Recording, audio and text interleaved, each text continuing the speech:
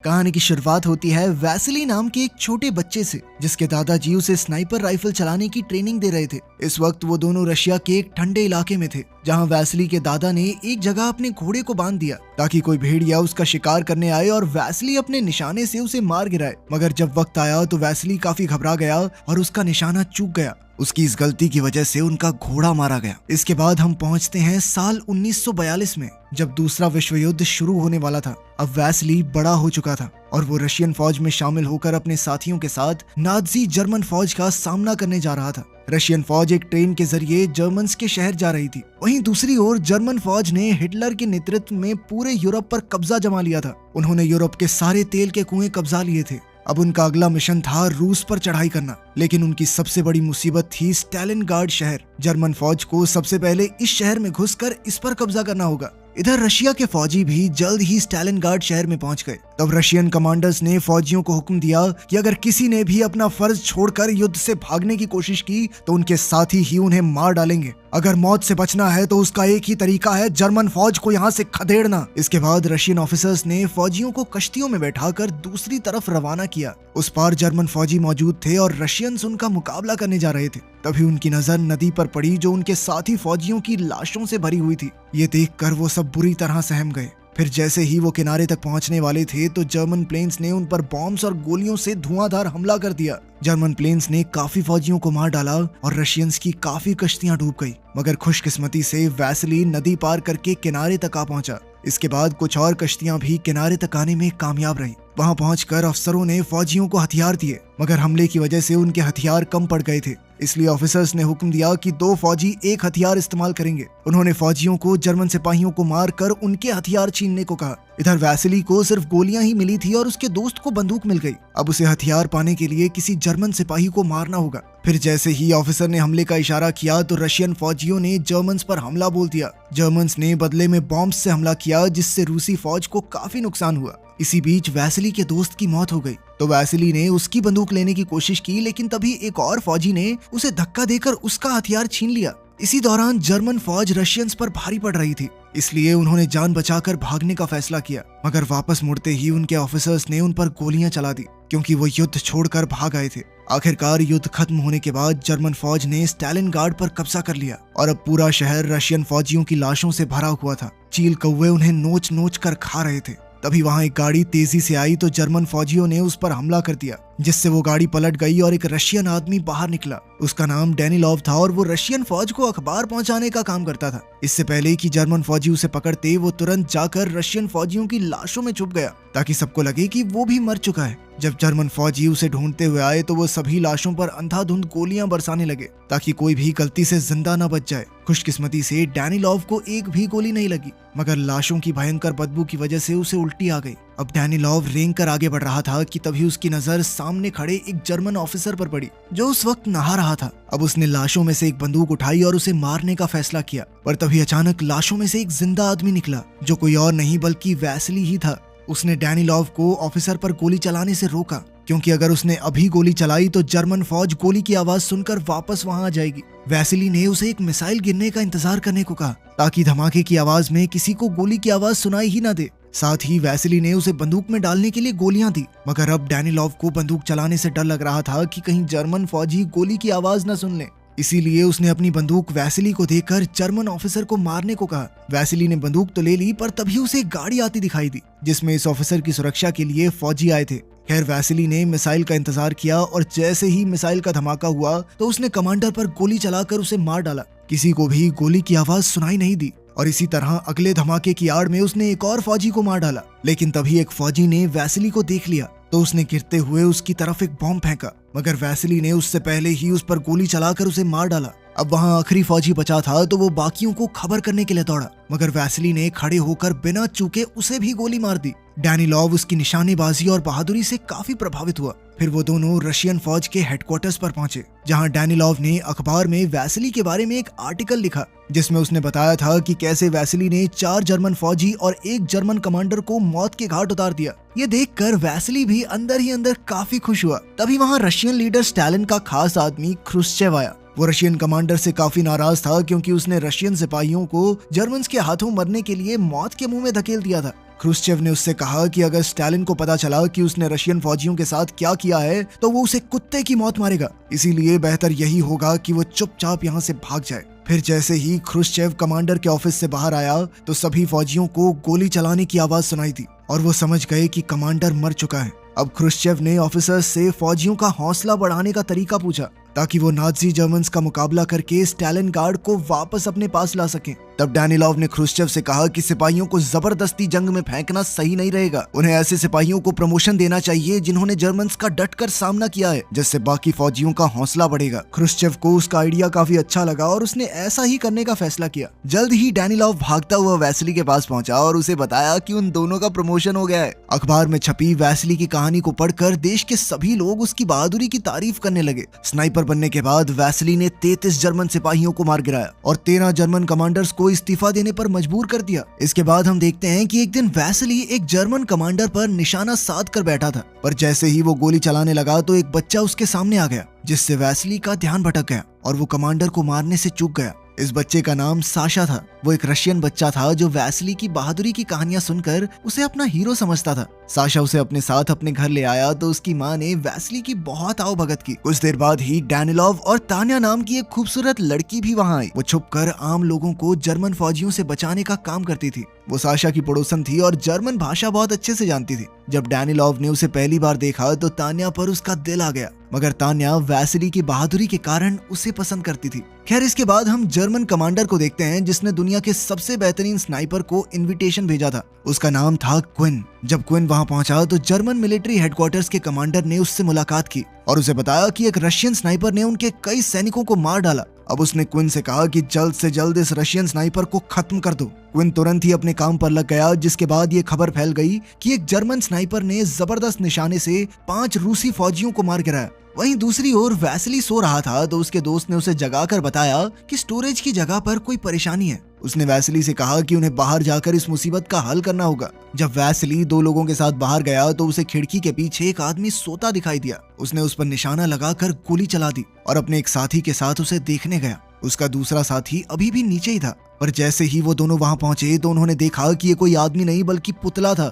इसी दौरान एक जर्मन स्नाइपर ने नीचे वाली मंजिल पर रह गए उनके दोस्त को मार गिराया। तभी वैसिली की नजर जमीन पर पड़ी एक सिगरेट पर गई और उसे एहसास हुआ कि यहाँ कोई और भी मौजूद है। इसी दौरान जर्मन प्लेन्स ने स्टालिनग्राड शहर पर बॉम्ब्स और मिसाइल्स से हमला करना शुरू कर दिया। ये देखकर वैसिली का साथी डरकर भागने लगा, पर जर्मन स्नाइपर ने चालाकी से उसे भी मार दिया। इधर वैसिली बमबारी के दौरान भी उसी बिल्डिंग में छुपा रहा। इसके बाद हम क्विन को देखते हैं जो अखबार पढ़ रहा था और साशा उसके जूते साफ कर रहा था। उसने साशा को अखबार देकर उसे जर्मन भाषा में समझाने को कहा। साशा ने बताया कि इसमें वैसिली की निशानेबाजी और उसकी बहादुरी के बारे में लिखा है। तब उस नादान बच्चे ने बातों बातों में क्विन को बता दिया कि वो वैसिली का बहुत बड़ा फैन है और वो उससे मिल भी चुका है। वहीं दूसरी ओर वैसिली मिलिट्री हेडक्वार्टर्स पहुंचा जहां डैनिलॉव पहले से मौजूद था। वहां उसकी मुलाकात कैलिकॉव नाम के एक और स्नाइपर से हुई जिसने उसी जर्मन स्नाइपर क्विन से निशानेबाजी सीखी थी। जल्द ही वैसिली ने डैनिलॉव से मिलकर उसे बताया कि उसके दोनों साथी मारे गए। उसने बताया कि जिस स्नाइपर ने उन पर हमला किया था वो बार बार अपनी जगह बदल रहा था, इसलिए वैसिली उसे पहचान नहीं सका। तब डैनिलॉव समझ गया कि यह स्नाइपर कोई और नहीं बल्कि क्विन ही था। डैनिलॉव ने वैसिली को बताया कि क्विन उसके बारे में सब कुछ जानता है और उसे ही मारने के मकसद पर यहाँ आया है। फिर अगले दिन वैसिली ने सपने में उसी बचपन वाली घटना को देखा जब भेड़िए ने घोड़े को मार डाला था। तभी अचानक कैलिकॉव ने उसे नींद से जगाकर बताया कि अभी उसने एक अंडरकवर स्नाइपर को देखा। अब वो दोनों देखने गए कि माजरा क्या है तो पता चला कि वहाँ दुश्मनों का हमला हुआ था, इसीलिए वो तुरंत बिल्डिंग से बाहर आ गए। उसी दौरान जर्मन फौजियों ने उन पर तीर चला दिए, पर खुशकिस्मती से वो बचकर भाग निकले। इसके बाद वैसिली ने सिग्नल की तारें काट डाली ताकि जर्मन फौजी हेडक्वार्टर्स में फोन करके और फौजियों को ना बुला सकें। फिर वो एक जगह से दूसरी जगह भाग रहे थे कि तभी उनकी नजर एक जर्मन फौजी पर पड़ी जो सिग्नल की तार ठीक करने की कोशिश कर रहा था। लेकिन ये कोई जर्मन फौजी नहीं, उनका ही एक साथी था जिसे क्विन ने पकड़कर जर्मन फौज के कपड़े पहनाकर इस काम पर लगाया था। और कैलिकॉव ने गलती से अपने ही एक साथी को मार डाला क्योंकि उसे लगा कि वो जर्मन सिपाही है। अब कैलिकॉव और वैसिली फिर से अपनी जगह बदलने वाले थे, पर उससे पहले उन्होंने ये देखा कि क्विन आसपास तो नहीं है, तो उन्होंने एक प्लान बनाकर अपने हेलमेट निकाल लिए ताकि क्विन हेलमेट पर निशाना लगाए और वैसिली को उसकी लोकेशन का पता चल जाए। लेकिन क्विन ने उस पर गोली नहीं चलाई तो उन्हें लगा कि क्विन आसपास है ही नहीं। अब जैसे ही वो लोग दूसरी जगह पर कूदे तो क्विन ने कैलिकॉफ को मार गिराया और वैसिली जैसे तैसे अपनी जान बचाकर हेडक्वार्टर्स में लौट आया। उसने डैनिलोव से कहा कि वो क्विन को नहीं मार सकता क्योंकि वो उससे बहुत बेहतर स्नाइपर है, मगर डैनिलोव ने उसे हौसला देकर कहा कि वो क्विन के बारे में उसे पूरी खुफिया जानकारी लाकर देगा। ये सुनकर वैसिली को थोड़ा हौसला तो आया। वहीं दूसरी तरफ क्विन ने उस छोटे बच्चे साशा को मिठाइयां देकर उससे वैसिली के बारे में सारी जानकारी इकट्ठा कर ली। इसके बाद क्विन चुपचाप उस बिल्डिंग में पहुंच गया जहां वैसिली आने वाला था और वहीं छुपकर उसका इंतजार करने लगा। इधर वैसिली भी इतना तो समझ ही चुका था कि क्विन छुपकर उस पर हमला जरूर करेगा, इसीलिए वो वेंटिलेशन पाइप्स के जरिए आगे बढ़ने लगा। तभी क्विन को पाइप्स में से आवाज सुनाई दी तो उसने अंदर जो भी है उसके बाहर आने का इंतजार किया। जैसे ही वो बाहर आए तो क्विन ने वैसिली के साथी को मार डाला और वैसिली किसी तरह बचते हुए एक इंजन के पीछे छुप गया। साथ ही हड़बड़ाहट में उसके हाथ से बंदूक छूट गई। उसने अपने जख्मी साथी को हेडक्वार्टर्स वापस लौट जाने को कहा। फिर उसने एक चाकू को रस्सी से बांधकर अपनी बंदूक वापस खींचने की कोशिश की, पर उसी पल अचानक क्विन ने गोली चलाकर उसकी रस्सी के ही 2 टुकड़े कर दिए। उसी समय जर्मन आर्मी के प्लेन्स ने वहां बम धमाके शुरू कर दिए, जिस वजह से बिल्डिंग में चारों ओर से कांच गिरने लगा। उनमें से एक कांच में वैसिली की झलक दिखाई दे रही थी तो क्विन उस पर ध्यान से नजर रखने लगा। उधर जख्मी फौजी जब हेडक्वार्टर्स पहुंचा तो उसने तान्या को वैसिली की हालत के बारे में बताया। तब डैनिलोव ने देखा कि तान्या किस तरह वैसिली के लिए परेशान हो रही थी। तान्या अपने आप को रोक नहीं पाई और वैसिली की मदद करने के लिए वेंटिलेशन पाइप से होते हुए उस तक पहुंची, पर जैसे ही वो पाइप से बाहर आने वाली थी तो वैसिली ने उसे रोक दिया। इधर वैसिली ने तान्या को क्विन की लोकेशन बताकर उसकी तरफ एक शीशा मोड़ने को कहा ताकि वैसिली भी उसे देख सके। तान्या ने ऐसा ही किया और उसी पल अचानक वैसिली ने अपनी बंदूक से निशाना लगाकर क्विन के हाथ पर गोली चला दी। इसके बाद वो तुरंत हेडक्वार्टर्स लौट आए तो वैसिली की काफी तारीफ हुई क्योंकि उसने एक ही बार में क्विन पर सही निशाना लगा दिया था। इसके बाद वैसिली डैनिलोव से मिलने आया और उसने डैनिलोव को अखबार में अपने बारे में लिखने से मना कर दिया क्योंकि वो भी बाकी फौजियों की ही तरह गुमनाम होकर लड़ना चाहता था।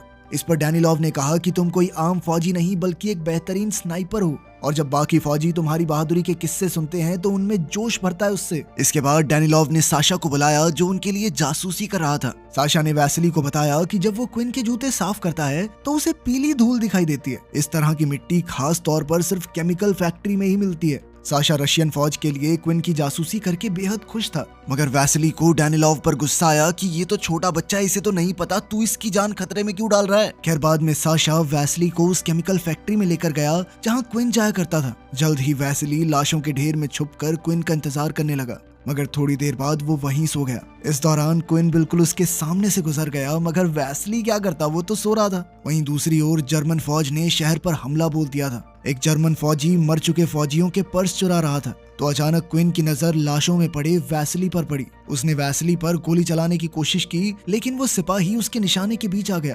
बाद में जर्मन फौज ने उस चोर को पकड़ लिया। उन्हें चोर के पास वैसिली का पर्स मिला था जिसका मतलब ये था कि वो पहले ही मर चुका है। जिसके बाद अब क्विन के यहाँ रहने का कोई मकसद नहीं था तो कमांडर ने उसे अपने बैग पैक करने को कहा। वहीं दूसरी ओर जब रशियन कमांडर को वैसिली की मौत की खबर मिली तो वो बौखला उठा, पर तभी डैनिलोव ने आकर उसे समझाया कि वैसिली अभी जिंदा है। कमांडर ने कहा कि अगर फौज तक वैसिली की मौत की झूठी खबर भी पहुंच गई तो उनकी हिम्मत टूट जाएगी। इसलिए कमांडर ने डैनिलोव को अखबार में वैसिली की तस्वीर छुपाने का हुक्म दिया।